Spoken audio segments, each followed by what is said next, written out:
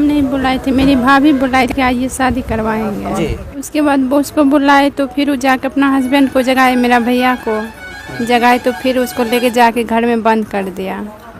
घर में बंद कर दिया तो मेरा भाई, भाभी, बहनई, पापा और गांव समाज का आदमी सब मिल के, अरुण, निर्भय, ये सब मिल के उसको जो मारा पीटा को। अब भविष्य क्या लग रहा है कि आपका भविष्य कहाँ है? आप एक नए परिवार का अब सदस्य बन गई हैं। दोस्तों नमस्कार, मैं हूं अफरोज मासूम और आप देख रहे हैं सच्ची बात मीडिया।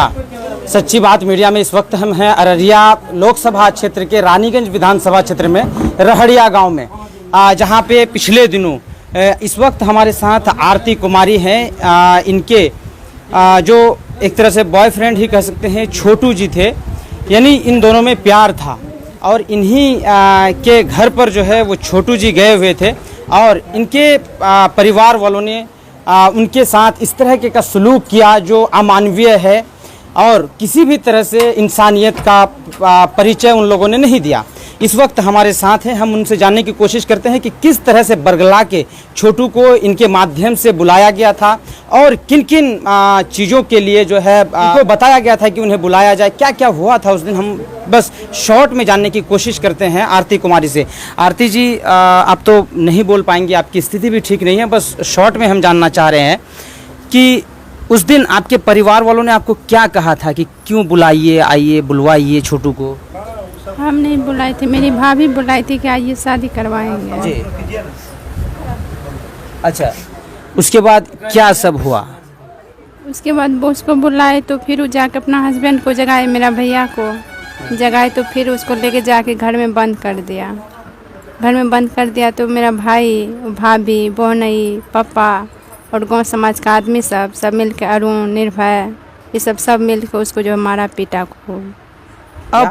अब आपके परिवार के कोई भी सदस्य आपसे संपर्क करने की कोशिश करते हैं किसी भी माध्यम से? हमको तो अभी तक पता नहीं चला, अभी तक संपर्क नहीं किया है, लेकिन करने क्या बोलिए आप उसके बाद आप प्रशासन से क्या मांग कर रही हैं? क्या मांग करेंगे, मेरा न्याय चाहिए। आपका भविष्य क्या लग रहा है कि आपका भविष्य कहाँ है? आप एक नए परिवार का अब सदस्य बन गई हैं। अभी हम बात कर रहे थे, जो छोटू के पिताजी हैं वो कह रहे थे कि अब इसको हम अपना मतलब बेटा मान के चल रहे हैं, ऐसा कुछ कह रहे थे कि बेटा, हाँ, हमने अब इसको आरती को बेटा मान के चल रहे हैं छोटू के बदले में। क्या आप इस चीज़ को स्वीकार करती हैं कि नहीं, हम ठीक है, हम इन्हीं का बेटा बन के रहेंगे? हाँ जी, हाँ। और खास करके जो प्रशासन का रवैया है, आप जिन लोगों पर आरोप लगा रही हैं उन लोगों को पकड़ा नहीं गया है और लोग हैं, सिर्फ 2 लोगों को पकड़ा गया है। जी। पर क्या कहिएगा, प्रशासन से क्या मांग के? उन सबको भी पकड़ा जाए, उन सबको भी सजा दिया जाए। उन लोगों को भी सजा दिया जाए। हाँ। अब आप जो है एक नए परिवार के सदस्य बन गए। एक चैलेंज है, आपके प्रेमी को मारने वाले लोग आप ही के परिवार से थे। क्या अब आपको लगता है कि अपने परिवार को छोड़ करके नए परिवार को स्वीकार कर पाएंगी आप? और इसके लिए लंबी लड़ाई लड़नी होगी, तैयार रहना होगा। इसके लिए आप तैयार हैं ना? हाँ। देखिए, आरती कुमारी जी तैयार हैं, इसी परिवार में रहना चाहती हैं, वे हाँ में जवाब दे रही हैं, ज़्यादा कुछ नहीं बोल पा रही है, हम लोग भी ज़्यादा कुछ बुलवाना नहीं चाह रहे हैं।